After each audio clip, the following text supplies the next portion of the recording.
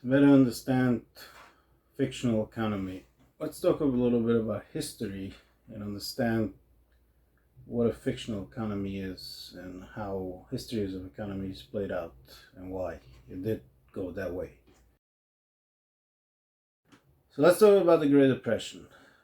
What led to the Great Depression? What happened was in the 1920s the market bubbled, and then the banks started loaning money for people to buy stocks.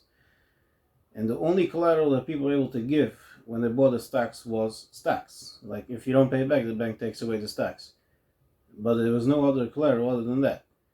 And the banks didn't take into consideration what if there's a market crash, how they get back the money, or what if some people will lend money from them and then just put all their money into one stock and that company will go bankrupt. Even the market bubbles, that company goes bankrupt, the person lost the money, has no way to pay it back. But the banks didn't take anything in consideration, didn't think about people should have more alternatives how to pay back, but let's say your house or something like that. And the banks just loaned out to everyone money, and the market bubbled up like crazy, and at some point it collapsed. So in October 1929, the stock market crashed. Then what ended up happening following like a domino effect. The stock market crashed. A lot of people stopped spending money because a lot of people literally lived over the stock market and they lost their livelihood. But let's say it wasn't quite a lot of people lived literally on the stock market. People had jobs and had a side income from the stock market, and that's why they were spending more money. So people stopped shopping. So after a few months, companies started realizing the sales were declining, so they started cutting down more of how much production they made. Stores made less orders because they saw people are not spending less. So that's when things started going bad. Then a few months later, the banks are waiting to get their payments back, which they loaned for the stock market, and people didn't have what to pay back. It came to a point that small banks, didn't happen to big banks, the small banks started going bankrupt. Now people panicked and they took out all their money from the bank because they were afraid if they go bankrupt, they're not going to have their money. And there was no FDIC at the time, no insurance. If a bank went bankrupt, you lost your money. And that's when people got more panicking, that they start seeing here people losing jobs, here banks are going bankrupt. So what if I lose my job tomorrow? So not only did he took out the money from the bank, he actually didn't want to spend any money, only minimum of life. So then companies had to lay off more workers. And then some companies shut down completely. And that's how we ended up in the Great Depression. So, not going to go into details, but just showing you what means a bubble blew up and it crashed down and it caused catastrophic. That means if banks wouldn't have given out the loans from the first place, or they would have been very strict of who they give the loans, then the whole thing wouldn't have happened. The market would have blown up. It would have crashed down because every bubble must crash. And then eventually they would have, people would have lost their money, their savings, and it would have been a recession. And before you know it, would have been out of it. But because it became such a abundance of money, it was like fruitful years in America, that's what caused the downfall. It's not just because fruitful years is not a problem, it's just fruitful years happening in such a quick time and for such a stupid reason. Because this is not the way the world is meant to be, to jump like that. Because anytime it goes like that, that's why it comes down. Similar situation happened in 08. It looks like the banks didn't completely learn from their mistakes. What happened in the 08 crash, which led to the 08 crash, happened prior.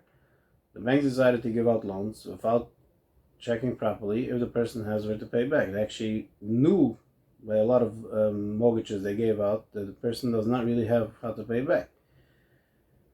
And because they made a whole calculation that the first 5 years you pay less money, and then hopefully in 5 years most people are making more money within 5 years, so maybe then you'll have to pay back. What if the person doesn't have where to pay back? And that's exactly what happened. So they started giving out these loans like in 99 started, and then 2005 it was actually a little bit later, because 99 was not a problem because the house was still cheap. What ended up happening after 2000 after the 2 years going in, more and more people started buying houses. And because more and more people started buying houses, the prices went up. Now the prices went up. This was a price that people couldn't afford. So in the beginning, if the real estate would have stayed flat, the bank would have said, okay, we're giving out a loan for low-income families, but that loan could only apply for up to $250,000, let's say. So it means the house cannot be sold for more than $250,000. Then it wouldn't have been a problem. The problem was that the banks went along with the market, with the real estate bubble.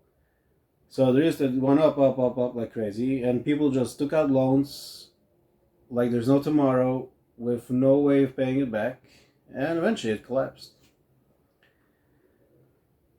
So now what happened was, before that in the early 2000s, it was also kind of abundant times. A lot of people build up entire, as we say, entire fantasies, and I mean reality fantasies. It looked like kind of a reality to them, but it was fantasy, like entire empires in business because of the real estate. People kind of bought themselves huge houses because they were in the real estate market and they made a lot of money. And then everything collapsed, and it became worse than it was before. I mean, worse than 99, because this abundance. So right now we're living in a very similar situation, just in a different way. I guess every time it happens in a different way. People went and refinanced their houses, and because real estate bubbled up, people ended up with a lot of money in their pockets. They had a house, let's say they bought it for $250,000 7-8 years ago. They refinanced it in 2020, 2021 because the interest was so low, and they got, and the house was right now worth $450,000 or something like that, and they ended up getting over $200,000. So you're not talking about one person individually, you're talking about a lot of people. Now again, the banks did not take any calculation how the person is going to pay back the money. Now the reason why I keep on saying about the banks is because the Great Depression, the 08 crash, and what's happening right now, the whole crazy economy, it's all the banks' fault. They keep on doing the same thing over and over again. They will not learn because the greed of money drives them crazy, and then they cause major catastrophes in the world. They cause catastrophes.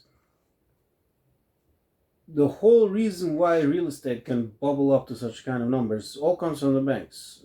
So, for example, part of the reason why real estate was able to go up to such kind of numbers, like in the last few years, not all over America, but let's say here in New York City and in San Francisco, and the cities where it went up very expensive, was because of interest rates.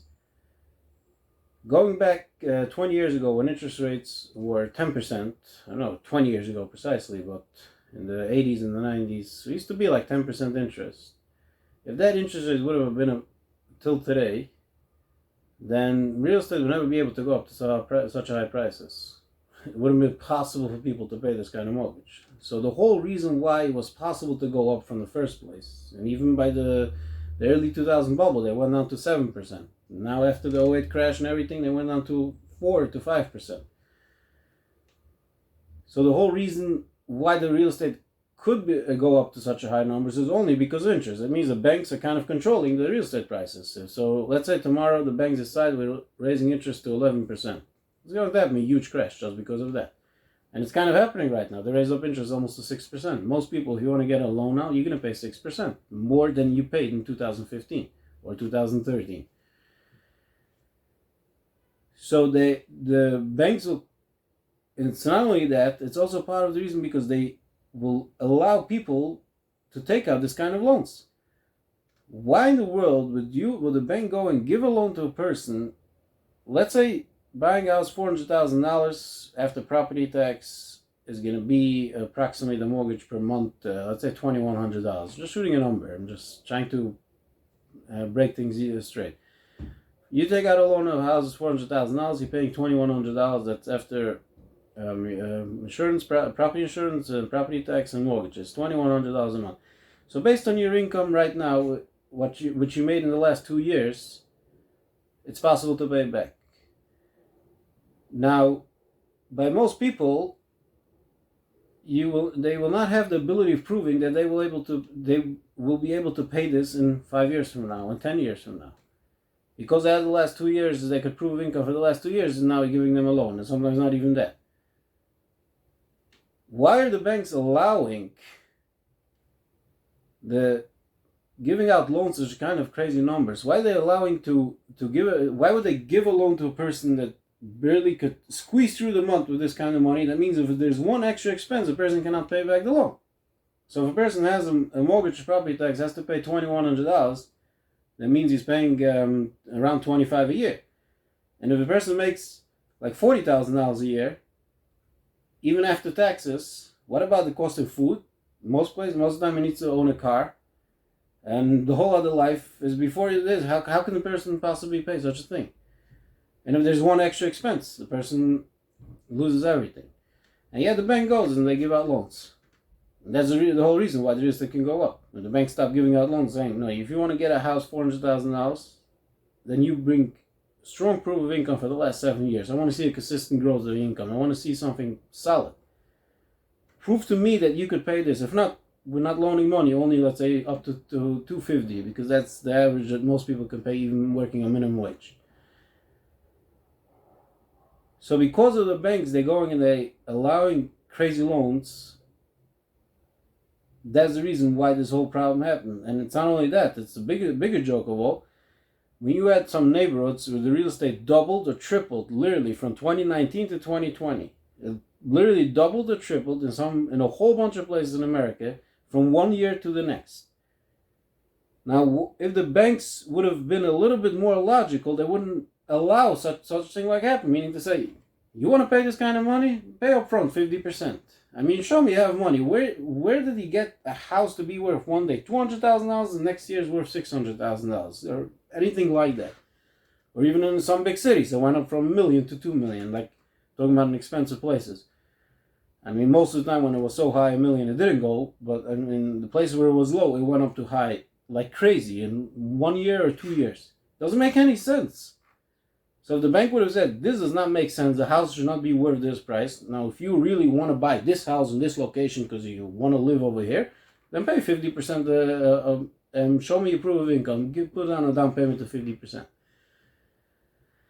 So this is the reason why we keep on having these terrible times where things are going like this, up, and then it crashes down. And this is about to happen right now because of what the banks are doing. Now, to understand a little more what's happening now with the whole fictional economy, so besides the mortgages, how it's unfolding very slowly. First of all, let's go bring the proof of that it started happening already, that the economy started to collapse on a very little scale. We have a company called Shopify. I don't know if you're familiar with it, but they are actually working with small businesses. Now, most online retailers are using them, and then they do other stuff as well. Now, Shopify laid off 2 weeks ago 10% of their workers. Now, this is a big indication that small businesses are doing terrible. So technically, there's over 10 million people in America working in small businesses where their businesses are related to Shopify. They might not know that they're somehow related to Shopify. Let's say they work in the warehouse or they have nothing to do with that department. But I'm saying there's like 10 million jobs, if not more, who are working in some sort of business which is related to Shopify. If Shopify is able to lay off 10%, it's not like they're not going to hire any more workers because, okay, they became very big. No, they actually laid off workers. That brings an indication that small businesses are doing bad. And at the same time, Walmart, Target, Amazon, all those companies are all overstocked. Now, how does all overstock happen?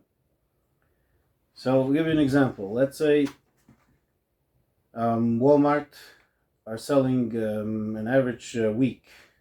They sell 100 caps. Baseball caps. I don't want to say baseball, any type of cap. Now, what happens when they sell the average week 100 caps? 100 caps per store. That means each store is ordering 110 to 115 per week to make sure to always have in stock. because they don't want to run out. They know average week is 100, so we're going to have 15% more, 15 to 20% more. That's the average. Usually try to keep more than the average of sales in order they should never run out, because there's always going to be more sales. Now, what happened now that people had more money and people spent more money? Now the sales increased of 100 per week to 300 per week.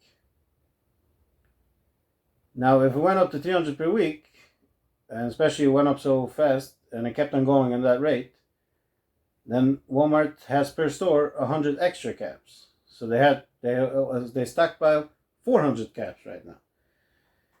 So what happened is that now that the sales declined and went back to 100 a week, so it's not only that Walmart, okay, we're going to sell less. Now they have a whole huge stockhold of caps, which they're not going to sell.